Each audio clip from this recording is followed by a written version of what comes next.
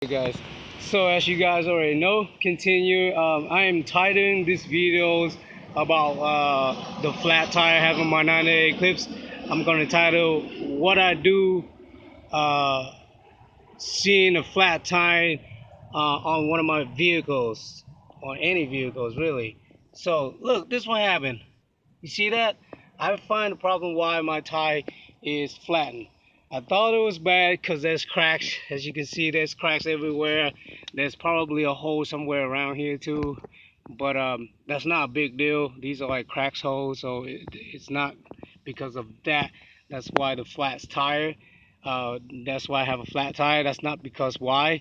The problem why I have a flat tire is, look at that, guys. I find it leaks. I find a bubble. Finally find a bubble. Like I say, fill up this. If you have a little container, big size, enough size to put a tie on. I happen to have lucky, got the barrel here and cut it off as my people was using for gardening and stuff. So this is the exactly this is the right size to test a car vehicle tires. So this is what I do. I pump it up to about 30 psi or something like around there. Just pump up the tire so you have some air in it, and then just go ahead and roll it around the water, fill up the water, and roll around in here. Um, you don't have to fill it all the way up. Just fill up to the rim, and you can just roll it slowly. Like I say, roll it really slowly, roll it around really slowly, and just look for a leak or a hiss or a hole leak or whatever. Sometimes if you hit a nail, you see a nail right away. You don't actually have to take out the tire like I did. I forgot to tell you guys that you can actually check a tire, see if there's any nails by just looking underneath your car, or just jack it up and then go underneath your car and look under the tire. And then if you can spin your tire, that'll be even better, because you can put if your car is neutral, okay, you can test your front car by putting on neutral, but your rear car, you shouldn't need to put on neutral either. I mean, it's just automatically you can roll the tire, but it works better with a neutral, with a 5-speed car. Put it on neutral and all the tires, you can roll it while you're down there. You don't have to take out your tires to do all this check like I did. You can simply check your tire by jacking your car up and then go underneath and roll around to check for nails. You can't really check for leaks or whatever. You could check for leaks underneath your car without taking out your tires, but you need a water hose to do that. How you do it? Get a water hose and go around here like this with some water and check for hiss and hole leaks and all that. But that's about it. That's the only time and that's the only way you can do and check a flat tire, or to check for your tire underneath your car without having to take the tire out. So next step is this. This is the actual step that this is the real technique to actually check if there's small holes or small nails that you cannot see it, or is a tire bad, or somewhere there's a leak. This is the right way to do it. They do this at the shop too, okay? I'm giving you guys a really, really good secret hints here that no one will tell you, like especially the tire shop, at the shop. They won't tell you how to do this unless you go there and see them do it, okay? But this is one of my special videos, secret, I guess. The little hint here so you guys can see it. Look at the bubble, guys. See, I finally find where the leak's at. There's some bubble right here. It's actually right at the tire weight. This is called a tire weight. You see that weight right there? They hammer this weight on whenever you put on a new tire or putting a tire onto a rim. They have to spin. It's called balancing and rotating. It's called balancing your tire. When they put a new tire on or a used tire onto your rim, they have to actually take the tire off the rim, put another tire onto the rim, and they have to do it right. They have to pump air on it. After that, then they'll put in a machine to balancing your tire. After they're balancing, they'll find out which side of your rim is not balanced. Then the machine will tell them which where exactly that your rims need to balance on your tire. If they say there's less over here, you need more weight over here, then they'll hammer some weight on this, like right here. I only have one tire weight on this rim. Some tire, they can't really balance out. So I have to put like a bunch of, they have to they have to install a bunch of these weights on. Like sometimes it could be like two here or three here or one here and one up here. So this rim of my tires on this rim of mine and the tire, I don't know who did it before, but they actually, I guess they have to balance the tire after they put on a tire, and they'll just find out that this side needs some weight, so they just hammer in some weight here. I think it says AM 30, so that's the 30, that's the 30 weight, 30. Um, about the number 30. I forgot what it is, but you will know what it means when you actually work on tires. 30 means like it's like a 30 ounce or whatever, you know. There's a 15, there's a 10, there's a 30, there's a 35, there's a 40. So this is a 30, a 30. Uh, what kind of material is this? It's like aluminum, yeah, yes, and it's a 30, so that's how heavy it is. And they just install that weight right there to balance the whole wheel of the tire. And so whenever you drive, it balances out. It's not like smushy or hit here and there. Sometimes it has a lump because your wheel is not balancing. When you hit the road, when you drive, your wheel feel kind of wiggling or whatever. That's because they don't rotate it right, and they don't balance it right when they change your tire onto your car. That's all. So when you go to change your tire, you have to make sure you ask them questions, like, you have to make sure like they're doing it right. Check it. Ask them if they do this or not after they put on a new tire for you. But okay, anyway, back to my thing here. Back to my subject here is I finally found out a leak on my tire. That's a lot of bubbling. Keep bubbling. So in about a day, when I put this tire onto a car, flattened like this, it will flatten out within a day. It will flat down again because that's actually a big bubble. That's two bubbles on both sides. See that? One here and one there. And they keep on flattening right now. Every single bubble, that's what it means, is flatten the tire. So I need to fix this quickly. I need to fix this by today or tomorrow and able to drive my car. Now, I'm not in a hurry because I can catch the bus or whatever when I go to work because I live right here by the sub. So, I would see the bus right here in my house if I just walk out there to go to work. So I don't have a problem with that. Only if I have a problem if I work somewhere far, and I need a car. But this time I don't really need a car yet. I've been parking there for like a week now without driving. I have no issue parking. Just parking my house. If you gotta come up to something like this, with a tire like this, after you check it like this, you can basically decide, what's going on. Your tire's not bad, I don't have bad thread, the tire thread are pretty good condition. This is about 50% left, or a little bit more. Yeah, the tire thread pretty good, okay? Now to check your tire thread, you can simply take a penny and you measure by the head of a Lincoln. If it past Lincoln head, that's good. If it's like above Lincoln heads, when you use a penny to measure it, put it right there with the Lincoln head. Okay, if it's above Lincoln head, that means you need to change your tires. Okay, if it's under the Lincoln head, like around his forehead or nose or mouth, that means it's pretty good shape. Your tires is like new. Okay, it's good. So that's how you check for a tire thread. That's a little hint right there too. I don't want to, I don't have a penny right here to show you, but that's how it works. I might show you again next time, okay? But anyway, back to what I was saying here is at this point, I can basically know what's happening. I need to do. I either, put the tire back into the car and drive to a used car place and change me another good used tire, okay? Or replace me a brand new tire at that point. I still can decide what I wanted to do because I have like budget and financial thing going on. I don't know if I should buy a brand new tire, replace a brand new tire, or I should, just drive it like this flat. And, I have to pump the air on every time I drive. Like, it'll flat down every day. So I basically have to go back home to pump it or go into a gas station to have free pump if I find a free pump at the gas station.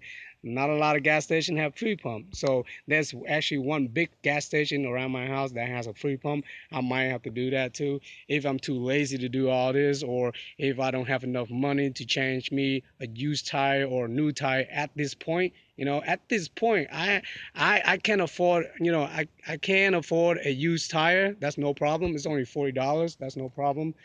But getting a brand new tire, just a single brand new tire, I'm still thinking that I should go to eBay online and buy me the 4 sets of brand new Lion tires that I was talking about earlier. I wanted to order that. I might do this. I might go to a used tire after this, chain me a used tire for this rear of my car, and then I know I'm pretty sure I have two good one after this, and the other two probably go bad within a few months anyway. So meanwhile, I'm doing that. I go online, order 4 sets of new tire, like I say, the Line brand tires, and then it's about 200 or so. Order it, keep it at home, so whenever drive my car, whenever in a few months, the thread go down or one or two of the tires busted or whatever, I can just go ahead and go to the used tire place and tell them to and bring the 4 sets of brand new tire that I order, bring it to them so they can go ahead and put it on for me for like $15 each. So that'll be like $60 for 4 tires. That's what I'm planning to do. Or I can just go to like Triple A or Tire Kingdom or NTB, whatever out there, Pep Boys, whatever that's near my house. I don't want to drive anywhere further than around my house. That's the only thing. And the shop around my house, there's a lot of shop around my house, like 5-10 minutes, no problem. But I'm not going to travel 30 minutes or half an hour or more, just to change some tire and stuff, because that's pretty dangerous too. If you have a flat tire, you don't want to drive anywhere farther. But anyway, so this bubble is gonna be bubbling for the next couple of hours, because bubbling like this doesn't necessarily that it's gonna flatten right away. If I still want to drive it, I can just install it back into my vehicle and pump up some air, and then keep driving the car until it's flattened, and just go pump again. That's all. If I don't have any time to, you know, switch out the tire or replace the tire. I mean, that's what I'm gonna do if I have to work within this week. I can't really do that like right now, or I'm too busy, or I just not worry so much about it, because it's just a flattened. It's not like a busted tire or a nail onto a tire or whatever. So I'm not really worrying about that much. I can just always go home and air it up, or go to a gas station and just air it up while I'm driving somewhere. So I'm pretty much already know how it is, because I'm used to I used to work at Tire Kingdom, so I know a lot about tires already. I'm not worrying so much about tire. What I need to worry is getting a spare tire behind my car in case something happened. One pair or two, one pair of extra wheel tires in the back of my car. I should have no problem at all driving it like this. But I recommend everyone should go ahead and replace it. If you see a tire that has bubbling, that have leakage like this, I don't recommend no one driving like I do. That's just dangerous for the street. I mean, I don't even want to do it like that, but I have to do it because I have no time, or I'm always driving here and there, and I just don't have time to go wait like an hour or two at the used tire place, because at the used tire shop they're always busy too. There's like a line of waiting and cars waiting. So same thing with Triple A and all. All the shop, they're always busy. But I don't necessarily need to change it if I don't need to. So that's it, guys. I'm done with talking about a flat tire onto a car. What I'm gonna do after that, what I do when I see it, that's what I do when I see it. Now, when it comes to something beyond that, something even frustrated and a little uh, like this, like if I hit a big nail, or there's a nail hole, or there's a big cut or whatever, yes, I would need to have it either patch or go replace a brand new tire, or just go replace your tire. But if I have a nail hole, I recommend everyone to have a kit. It's called the kit to repair the tire when you have a hole on it. And it's different than a patch kit. Okay, doing a patch onto a tire is different than doing a repair. Doing a repair, it comes with, you buy it at Walmart or AutoZone. Is a kit like $5 or $10, whatever. There's a kit that actually has a glue, has a strip glue, and some hand tools to actually poke the hole and put the strip glue onto the hole with the tool and pull it out to seal a nail hole on your tire. Now it depends on where the hole on your tire. If there's a hole that right here on the side of your tire, you can't really do it that way. You cannot use that kit. The only time you can use that kit to repair a hole is around here. Okay, from here to that wall of the tire. That's the only spot that you can repair. Okay, the hole. If there's a hole on the side, you cannot do it. Okay, they don't recommend you to do it. Okay, if you have a hole on the side like that. All right, so that's a kit for it. Everyone should have it. Everyone have it. I have it too myself. It's in the back of the trunk of my 98 Eclipse, so I don't need to show you guys. You guys should already know about that by now. It's called a tire repair kit. Okay, now what you want to do is talking about patching. When you need a patching, okay, when are you really going to need a patching? Is when you have a small little nail hole or so and you want to put a patch on it. It has to be it cannot be so big of a hole. Okay, if it's bigger than a nail hole, no, I don't recommend you to patch it. But sometimes some people patch it with a big hole like that too. It's like it's called patching. Okay, now you will need a drill gun, like I say, when you patch, and you will need some patching, some pads that you can buy at AutoZone. I think that's sell at AutoZone online too. Now anything I talk about, all this tool, you can buy it online too. Okay, just go ahead and search for it. And that's how you do when you patch. Okay, you cannot patch anything bigger, like bigger than a nail hole. I'm not sure. I think you can patch a hole on the side. Yeah, I think you can. And I've seen people done that, a hole on the side, and anywhere around here you can patch it too. So, but patching is cheaper. It's only like $15 at a used tire place and about $20 at a AAA or NTB or discount tire, whatever. So it's just $5 more. But it depends on who you see, what service they have. Then I'll go to them. Now, I don't recommend you to use and drive a tire that's been repaired and have a patch on for a while. Putting a patch onto a tire is just for temporary. You're driving it for like a few months or at least a month or two before you have the money to go ahead and replace a brand new tire or another good tire. Okay, so that's that's what I do all the time, and I'm sharing this with you guys, all this experience and information about what do you do when you see a flat tire, uh, you know. So, well, at this point, I know what's happening. So, um, at this point, I can't do much but either replace a new tire or like ask them to take out this tire and put it back on right again. Like using good air, using the right air. Because at this point, it seemed like I have a bad rim. It might be bent, or whoever putting the wheels weight right there, they're hammering on too much or too hard. That's damaging my rims or whatever, or that spot right there has a leakage because either the rim is bent or the weight is not installing them proper, or I just have a bad tire period. I need a new tire. I need them to do it again. So I'm gonna take it, I'm gonna drive it to a used tire place first, and ask them what service, what can it do. Either they can just take out this tire out of the rim and reinstall it again, make sure they loop and all that before they install it, so I won't have any air around it.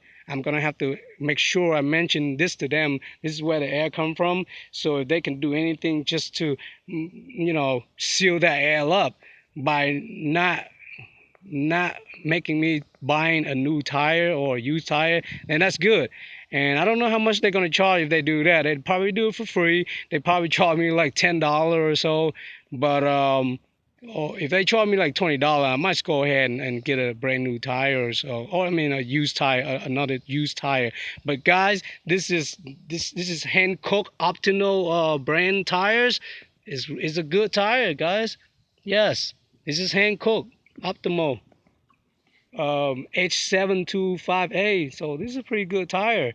I really don't want to throw this away. He still have a lot of thread left. So I'm gonna have to ask them about that, see what they can do. They can just take out the tire and loop it at and put some air on, and, make it better again, I guess. Um, but I can't stretch anything more than this. Um, yeah, so that's what I'm gonna have to do. Installing the tire back onto my 98 Eclipse. And guys, if I make my videos, I'm gonna have to say something about this too. Um, I know some of my videos are long, some of my videos are short, and that's how life is. We make, everything is just, everywhere. Sometimes when I make my videos, it could be long. Sometimes I have time to cut editing. Now lately, I don't have any time to do any cut editing on my videos or putting any music on my videos for like, my channels. But some videos you will see me, you know, making the video for a long period of time because I haven't really cutting, okay, editing. And some video I try to make it quick by talking real fast. So excuse me on that if I talk real fast because I'm trying not to waste any more time by talking too much, okay? So if you see me talk really fast, I just want to make a video go faster. I just want to, shorten down the length because I don't. No one wants to make a long video clip like doing this thing. Okay, they want to make it quick, fast, so it's easy to upload. It's faster to upload, and nobody bitch about it. Okay, a lot of people bitch about it. Okay, and I know how it is. And I tell you guys another thing about. Lately, I've been posting one of this video when I trying to buy this uh, 50cc sport motorcycle from someone, and they let me test ride it. They let me test ride it. I was thinking of buying it, but he's selling it, so I can test ride it and I can commerce. I can commerce for him, advertise for him that his bike is for sale. So he let me drove around to test it. I drove it home, and I made a video on it. And I drove around too. I drove at Walmart. You don't necessarily need a license, so I'm free. I got a regular license. I mean, I can ride a motorcycle. You can ride. Anyone can ride a motorcycle. Well, not motorcycle, but a moped without a license. Okay. So even though if I don't have a license, I can still ride a moped. You know. I mean, it's just free for anyone to ride it. So he happened to sell it, and I called him up. So I came over. He told me, I can ride it. So I ride it. I ride it around. He don't care how long I ride it. He know who I am. He got my number and everything. He know I'm a good person already. He already know me. So he trusts me, okay? Not thinking about people stealing bikes. Like, and anyway, going back to what I was saying is I had his bike and I drove around. I drove it home too. I made a clip. I even told him I made a clip too. I'm gonna make a clip to advertise your bike while I'm doing it too. So I'm gonna post it on YouTube. He's cool. He's totally cool with that. Okay. So I made a clip. I ride around. I walk to Walmart. I ride to Walmart and all that, and I bring it back to him in one piece. That's what he wanted. He wanted to bring back in one piece. Nothing wrong with it, and I didn't drop it at all. So anyway, that video was done. I posted on YouTube, and the next month or so, I seen a comment from this dude on YouTube. Now I'm telling you guys, I'm a straightforward YouTuber. Okay, I'm a straightforward with my channel. Okay.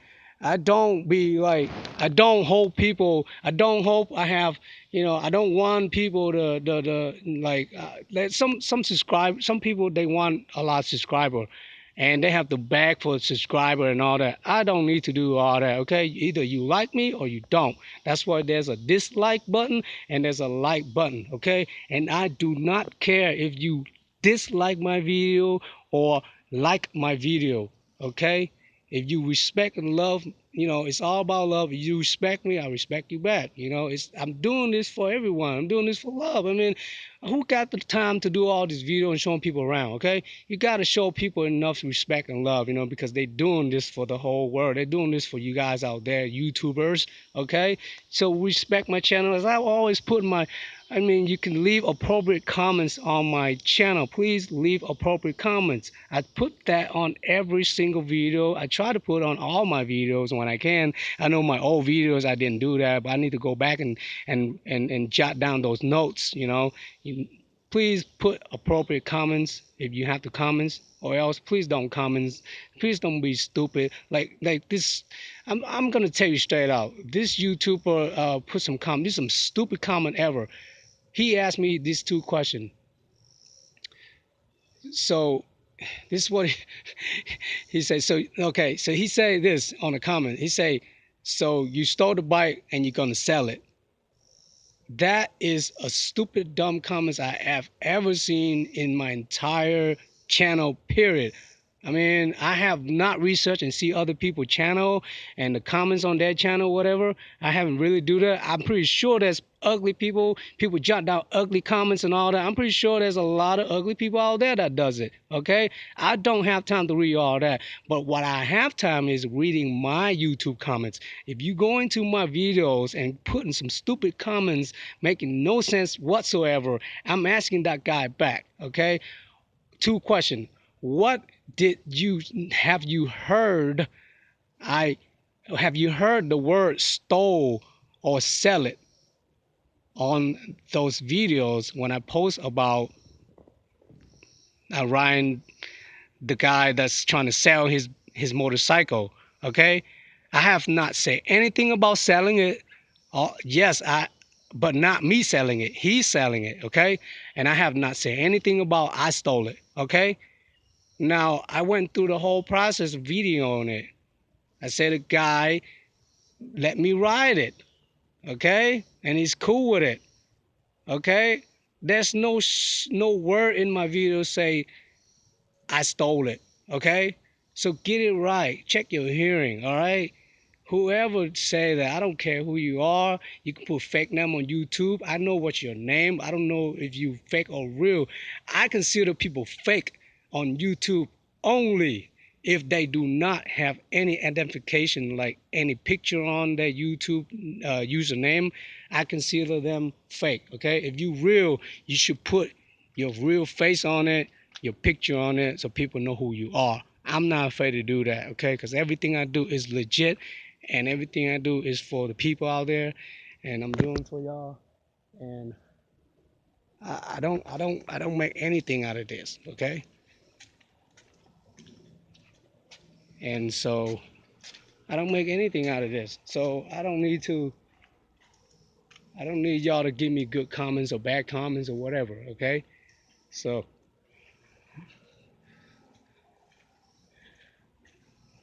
all right, so I don't have any more time to talk about this.